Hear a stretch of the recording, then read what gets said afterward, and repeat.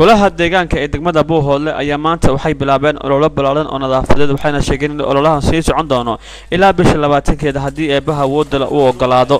gudoomiyaha golaha deegaanka ee Buuhoodle Cabdifanax Cali Cawil iyo xildhibaanada golaha deegaanka Buuhoodle arkayay oo iyagu gacantooda qashinka ku ururinay isla markaa ku gubaya duleedka magaalada Buuhoodle gaar ahaan wadada isku xirta quraca Buuhoodle iyo magaalada Buuhoodle haatan go'an taas oo ay gooyeen qaar ka mid ah ganacsatada deegaanka Buuhoodle gaar ahaan ganacsatada ka ganacsata iyagu hilibka geela iyo waliba kuwa iyagu hudheelada ku magaalada Buuhoodle oo ay deen balaaran loo soo jeediyay gudoomiyaha ayaa sidoo kale waxa uu mahad celiyay guddiga gurmadka caafimaadka oo sheegay hawshan si adag uga qayb qaateen waxaana halka arkay qaar ka mid ah gaadiidleyda magaalada Buuhoodle oo iyagu bixinaya lacagta qaarkood sheegeen inay ka qayb galayaan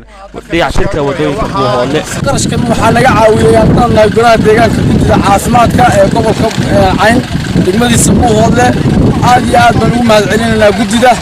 guddidaas oo ku bixisay oo ku deeqday in magaalada nadaafadeeda laga qayb qaato $2,700 aad iyo aad bay mahadsan yihiin mar labaad iyo mar saddexaad kuma filla waxaan doonaynaa qof kastaaba inuu sida guddidaas isugu xilqaantay ee qarashka ay ugu bixisay in qof kastaaba aad aragtaan dad magaalada u dhashay oo degan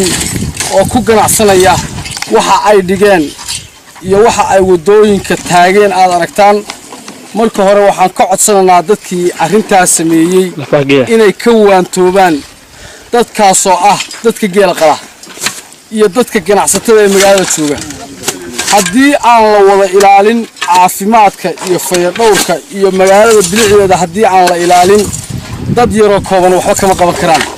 waa guranaa tan maanta waxaa lagu daadiyey wadooyinkii dariiqadii dadku marayay dhulkii biyuhu magaalada ay ku biyoobisay waa garananaa waa dad magacaaban waa dad shakhsiyaala waa dad magaalada ku ganacsada dadka magaaladan ku nool dabeecad dad yeeshay baa jira inay gurigooda ka qaadaan mid kala dhigaan halka aan joogna waa qurci Buuhoodle waxa halka streetkaas waa wadadii makhluuqu marayay halka qofka maraana habaar buu ka tagaa ka sii socdaana habaar buu ku soo mara dadka waxa sameeyeen waa dad deegaanka ah dad meel kale wax ka keenay ma waxa halka yaal hadaa dad islaamatihiin qashikaad gurigiina ka qaadaysan kiina dhigaysaan hadda waxa ogaataan inaad kiini u dhigteen aydan meel kale geyn maanta ilaahay wuxuu u bidin bixiyay oo dad islaamay diin bixiyay inuu madka arinta ka dhiidido ay ka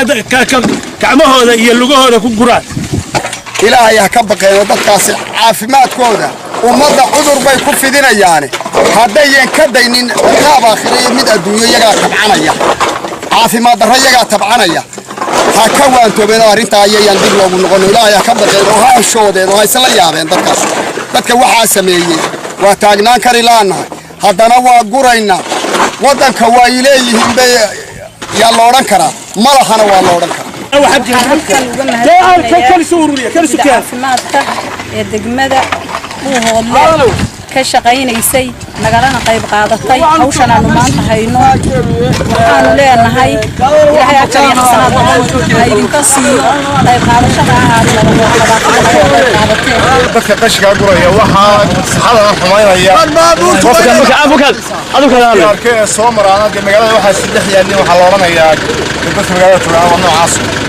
marka waxaan leeyahay gaari kasta iyo qof kasta oo muwaadin ha bixiyo waxa ku daafada dadka laga qaadayo si aan cudurro nooga dhawaad madlan iska bixiso dhibaatada tele ku qabtaan gaadiid mid badan ama taayir ka banjariso ama dee urta kaliya marka soo martaaban dee wax loo dhigaan la arkay qarmuunkeeda ama badan gaadiid ku qabaan Axmed oo darwal gaariga mooto ganacsatada ah kila qalqaban haysta shanta door buu bixiyay oo ku bixiyay qofkaas aad iyo aad وعلى عثمان اسماعيل دكتور ورقة الفيش على اسماعيل نيوز مقالة بوه